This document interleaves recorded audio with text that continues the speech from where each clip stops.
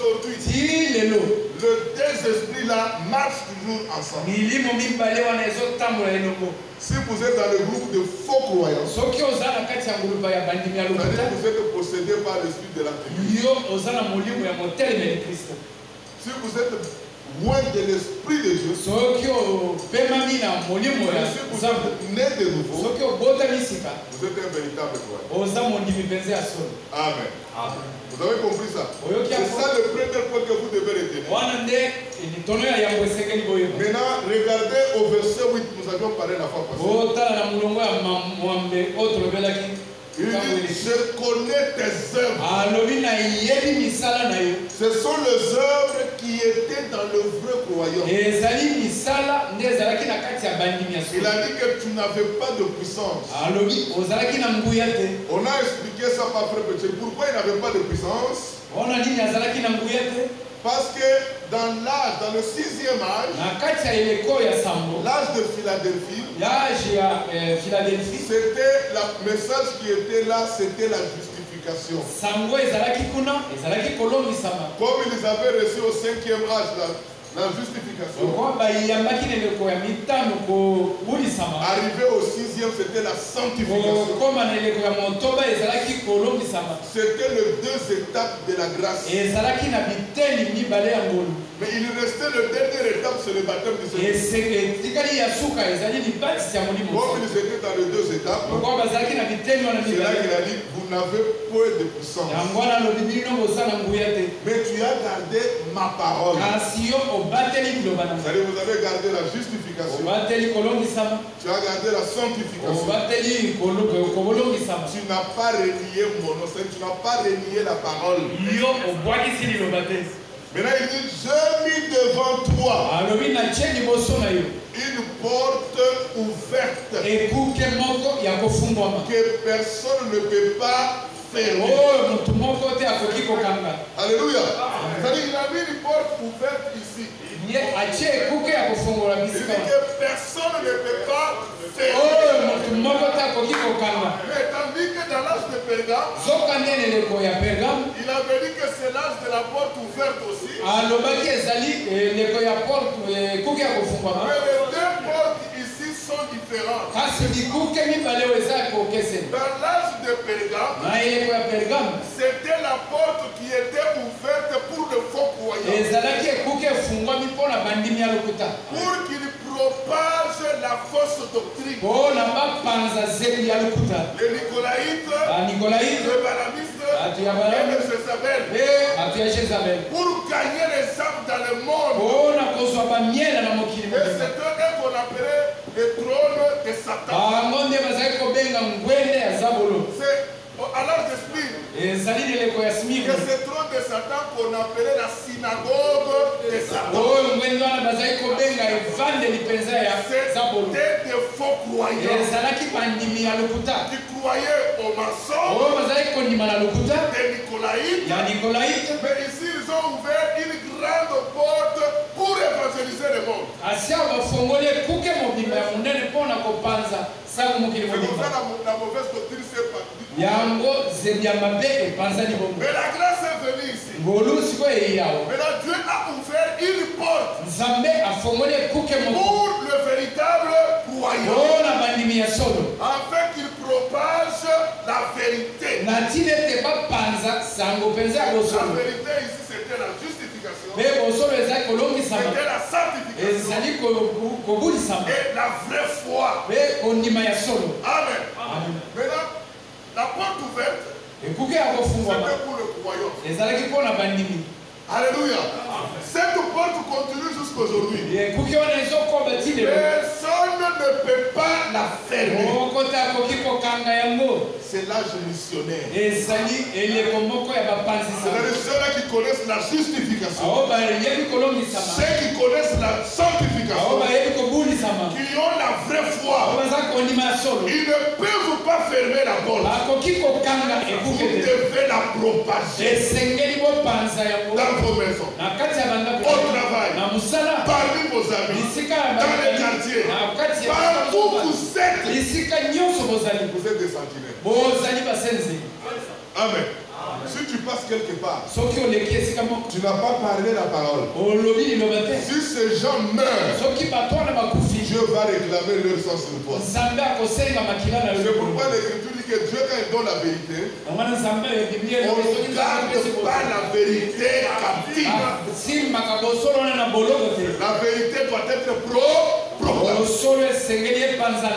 Nous tous, même les sœurs, même les frères, nous devons propager la vérité. Les sœurs doivent vous témoigner de ce qu'ils croient. Les frères peuvent aussi témoigner, mais tout en prêchant la vérité. Il ne faut pas dire frère, oh moi je crois la vérité. Mais il ne l'a jamais propagé à ma carte. C'est le devoir de nous tous. C'est ici que la porte a été ouverte. L'Écriture dit que personne ne peut pas faire. Mais si toi tu l'as fait, si toi tu l'as fait, il y a des conséquences. La vérité qu'on nous prêche, l'ordre nous est donné, ne la fermez pas. Les gens peuvent te critiquer. Les gens peuvent t'insulter. Mais toi, propage la vérité. Le Seigneur lui-même sait par qui la semence doit entrer. S'il est de Dieu, il viendra à Dieu. S'il n'est pas de Dieu, ça nous regarde nous-mêmes. Maintenant, aujourd'hui, nous invitons Frère Bacheli. Voici, je te donne quelques-uns de la synagogue de Satan. La fausse vigne. Alléluia. Le faux croyant qui se disent juifs. Ils se disent qu'ils sont des croyants, mais ils ne le sont pas.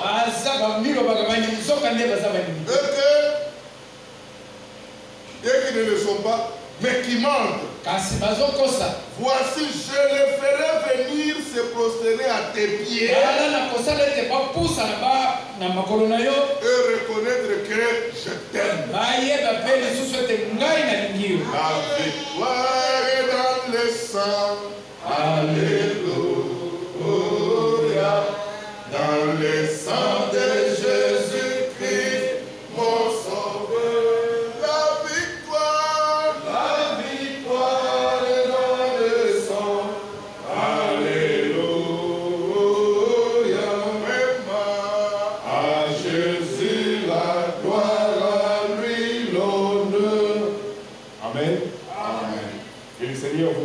Richement et abondamment. Vous qui êtes venus à sa rencontre pour le servir, pour l'adorer, que le Seigneur bénisse notre frère Étienne pour cette introduction.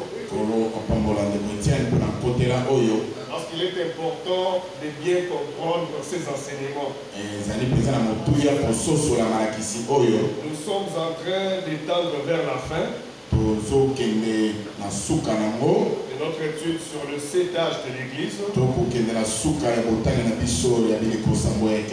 il est important de bien comprendre, d'avoir la compréhension exacte. C'est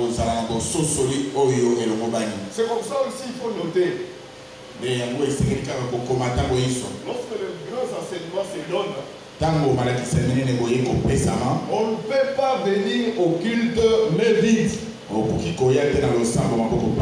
Il faut toujours avoir son calvaire avec un stylo pour noter. Pas seulement le frère, même les sœurs aussi. Parce que Dieu nous demande d'avoir la connaissance. La connaissance, c'est parmi les vertus que nous sommes censés avoir. Sans plus tarder, nous allons continuer avec notre étude. Nous avions lu à partir du verset 8. Je connais tes œuvres. Voici parce que tu as peu de puissance. Talani pointe ozali na nguya moke. Et ça, nous l'avons déjà développé la fois passée. Oyo to silaki kotalisa yango balelekaki. Je connais des œuvres. Na yebi misala na yo. C'est en rapport avec la porte ouverte. Ezali kotalelaka ekuke oyo ezali ya kofungwama. Les croyants de l'âge de Philadelphie. Bandimi ya eleko oyo ya Philadelphie avaient beaucoup d'œuvres. Bazalaki na misala ebele. Les œuvres missionnaires. Ils évangélisaient beaucoup. C'est là qu'il y a eu ce qu'on appelle aussi les gagnants d'âmes. Ils étaient des fervents croyants. Ils propageaient la parole de Dieu partout.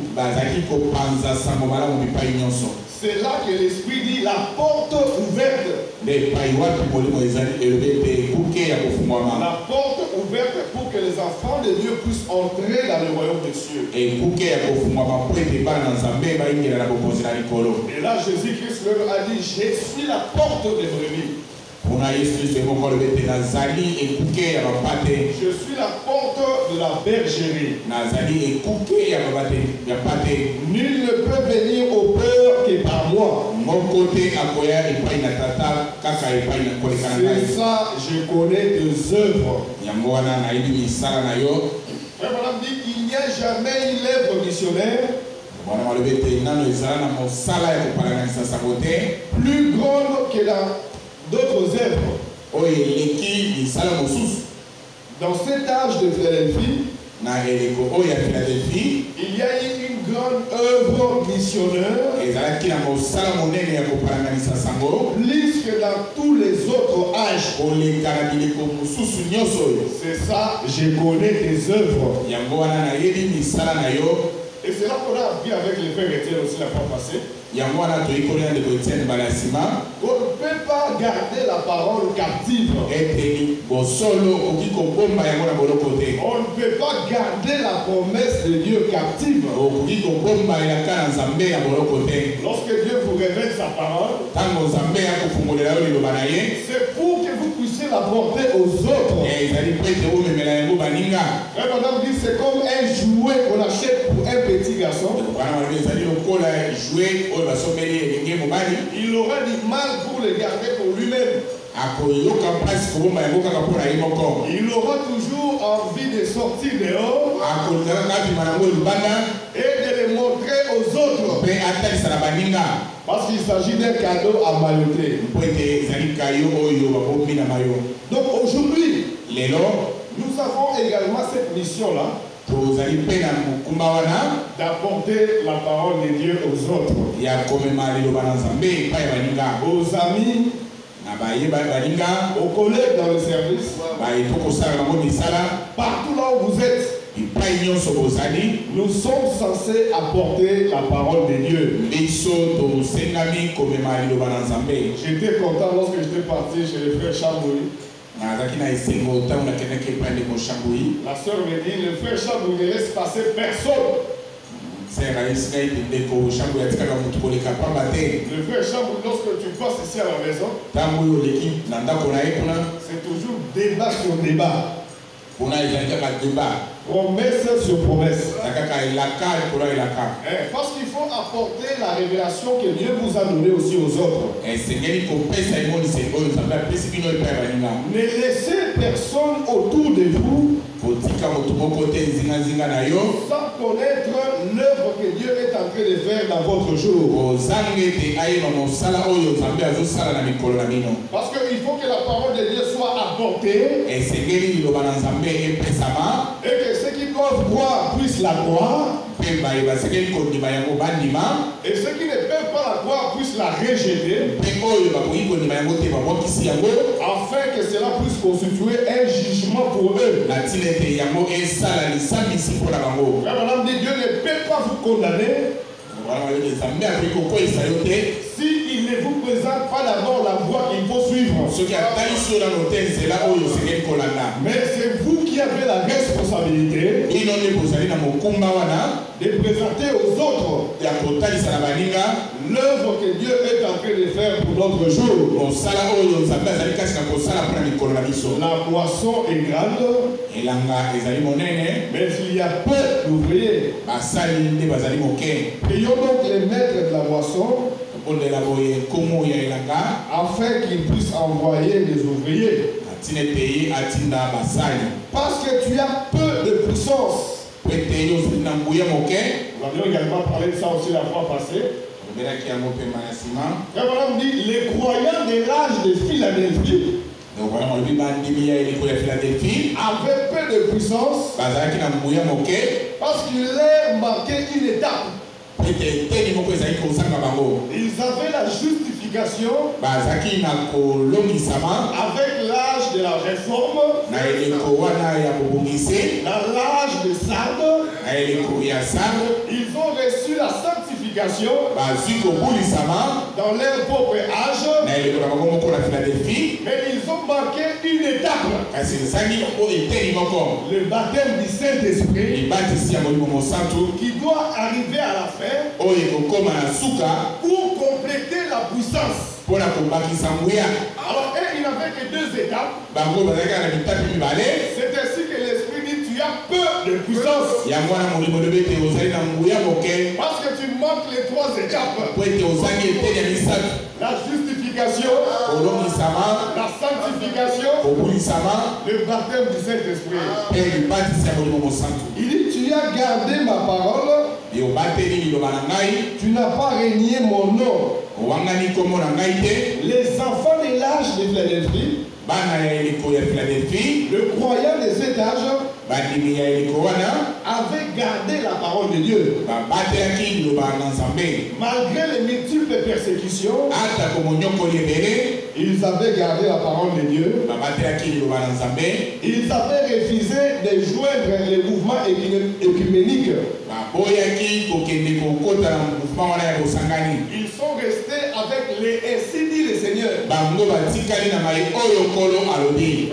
Nous aussi nous sommes obligés de rester avec la parole de Dieu. Nous devons rester avec les ainsi dit le Seigneur.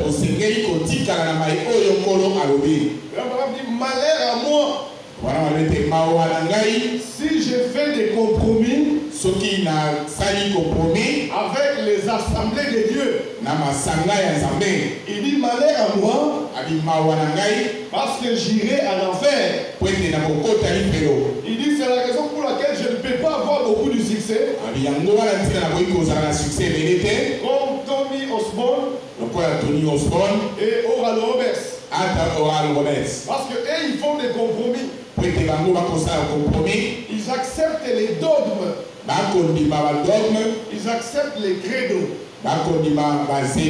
Les organisations humaines. Les pensées humaines. À la place de la parole de Dieu. Pourvu qu'ils soient acceptés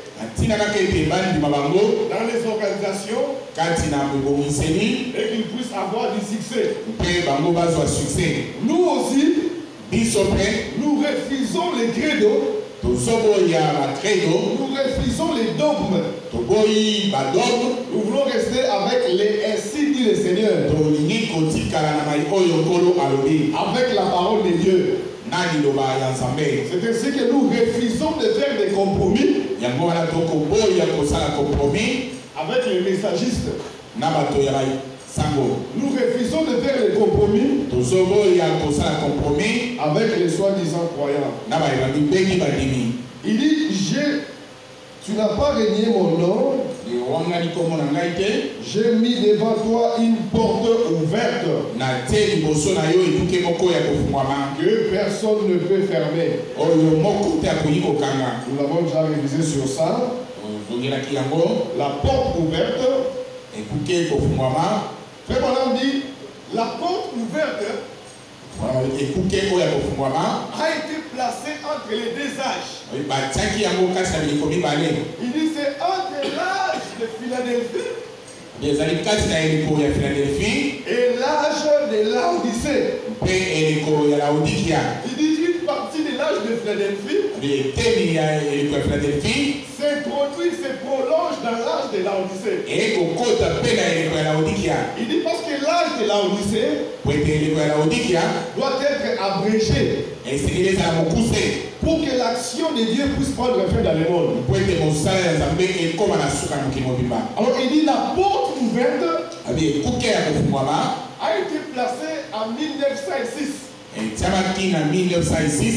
dit et ça continue jusqu'aujourd'hui. Rappelez-vous que l'année 1906, c'est ça aussi l'année de Frère Branham. C'est là que Dieu a placé la porte ouverte pour que nous puissions encore entrer dans le royaume des cieux. Au verset 9, il dit, je te donne ceux de la synagogue de Satan qui se disent juifs mais ne le sont pas. Frère Branham explique, il dit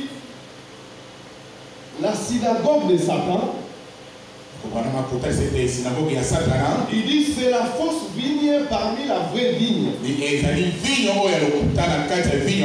Dans l'église, ce sont des soi-disant croyants qui se rassemblent pour combattre la parole de Dieu et les serviteurs de Dieu. Il dit mais la synagogue de Satan, ce sont également les organisations qui s'organisent pour propager la mauvaise sémence, pour propager les credos et les dogmes à travers le monde. Alors même on dit qui se disent juifs et ne le sont pas. J'étais content lorsque j'ai lu Frère Branham. Il dit les faux juifs, ce sont des incrédules, mais qui se disent qu'ils sont des croyants. Il dit ils ne peuvent pas accepter qu'ils sont du diable.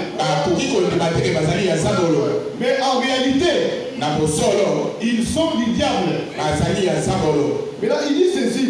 Il dit les soi-disant croyants, les faux juifs ici, ils disent qu'ils ont le Saint-Esprit. Ils disent qu'ils sont remplis du Saint-Esprit. Mais ils ne le sont pas. Parce qu'ils sont dans le deuxième domaine. Ils ne le sont pas dans leur âme. Quand on pose la question, il dit comment est-ce qu'ils ont pu dire ça? Lorsque vous lisez dans la prédication l'âge de Philadelphie, au paragraphe 243, il dit la synagogue de Satan sont ceux qui prétendent être remplis du Saint-Esprit. Ils ont la prétention que nous sommes remplis du Saint-Esprit. Mais c'est faux. Parce qu'ils ne savent pas d'abord comment avoir l'Esprit de Dieu. Parce qu'ils n'ont pas la promesse. Ils ne reconnaissent pas la promesse. L'œuvre de Dieu pour leur temps. Mais maintenant ils mentent. Ils ont une foi façon maison. Une foi fabriquée. Mais ils pensent qu'ils ont la foi véritable. Alors ils trompent. Voilà, ils mentent. En disant c'est nous qui avons l'esprit. C'est nous qui sommes remplis du Saint-Esprit. Ce sont là les faux juifs. Frère Franck dit encore dans la prédication du 10 avril 2022,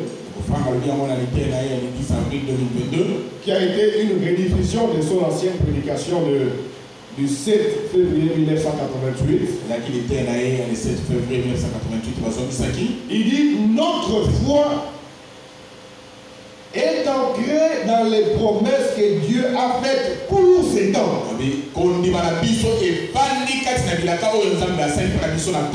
Il dit Dieu place toujours sur le chandelier. Dieu, il place toujours sur le chandelier. Que Dieu bénisse frère Fab. Il dit la parole qui est à l'ordre du jour du temps. La parole qui est à l'ordre du jour du temps déterminé. Il dit afin qu'elle s'accomplisse et se réalise. Il dit la parole de Dieu. C'est ainsi que la parole de Dieu sera rendue vivante, fraîchement révélée pour notre temps. Donc la fausse vigne, elle tombe, elle lit. Oh, nous sommes baptisés du Saint-Esprit. Oh, nous avons le Saint-Esprit. Nous sommes remplis du Saint-Esprit. C'est faux. Il trompe. Frère Madame dit, mais en réalité, ils sont de la synagogue de Satan. Parce qu'ils n'ont pas l'esprit de Dieu. Ils ne savent pas comment est-ce qu'on est de nouveau.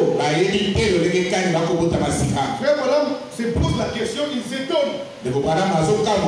Il dit, comment ont-ils pu dire ça? Frère Madame s'étonne. Comment ont-ils pu dire ça? Lisez ça. Paragraphe 243. Là, ici, il dit ceci. Je les ferai venir se prosterner à tes pieds et connaître que je t'ai aimé. Dieu a fait la promesse que ces gens-là qui prétendent avoir le Saint-Esprit, qui prétendent être remplis du Saint-Esprit, ils trouvent qu'ils sont baptisés du Saint-Esprit aujourd'hui. Ils trouvent que nous sommes baptisés du Saint-Esprit. Mais nous attendons la puissance. Ils trouvent. Alors, ils viendront se prosterner à nos pieds. Alléluia. Afin que vous compreniez que Dieu nous aime. Mais qu'est-ce que cela signifie? Ils viendront se prosterner à nos pieds. Il dit c'est parce que nous allons les juger. Nous allons juger tous ceux qui prétendent être baptisés du Saint-Esprit aujourd'hui. Parce qu'ils ne sont pas justifiés. Ils vont rater l'enlèvement. Ils passeront par la tribulation. Et nous allons nous asseoir avec Christ pour le juger. Parce qu'ils ont trompé les gens lorsqu'ils étaient sur les monts. Ils ont trompé les gens qui étaient baptisés du Saint-Esprit. Et nous allons nous tenir devant eux. Toi, tu as trompé les frères dans les mondes. Tu leur disais que tu es baptisé du Saint-Esprit. Mais tu ne savais pas comment est-ce qu'on baptise du Saint-Esprit. Tu ne savais même pas comment est-ce qu'on est de nouveau. Nous allons les juger. Considérez que tous les gars de ce monde ici, tous les gars pasteurs qui trompent, qui sont baptisés du Saint-Esprit, passeront devant les frères Serge. Le grand pasteur là que tu vois, le grand pasteur, il va passer devant les frères Chambou. Et le frère Chambou, il sera en train de lui poser des questions. Toi, tu trompais les gens qui étaient nés de nouveau. Est-ce que tu sais comment est-ce qu'on est de nouveau? Et voilà, oui, c'est ça qu'ils vont se prosterner à nos pieds. Il dit c'est parce que nous allons le juger. Alors il prend 1 Corinthiens 6, verset 2. On lit 1 Corinthiens chapitre 6 depuis le verset 2. C'est ça. Il dit, ne savez-vous pas que les saints jugeront le monde?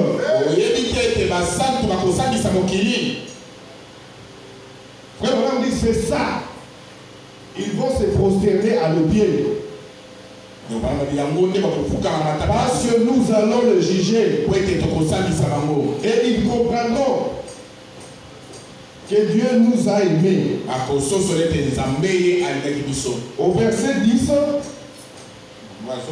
il dit parce que tu as gardé la parole de la persévérance en moi. Nous allons nous appesantir sur ça. Parce que tu as gardé la parole de la persévérance en moi.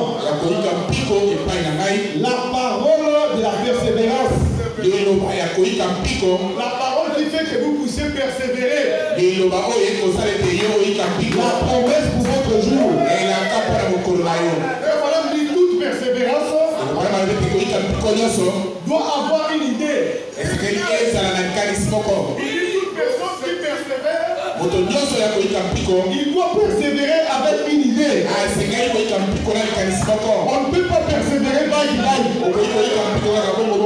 Il dit que lorsque vous persévérez, vous devez être sûr que vous êtes dans le vrai. Parce que si tu es dans le faux, tu auras persévéré en vain. Parce que tu as gardé la parole de la persévérance à moi, je te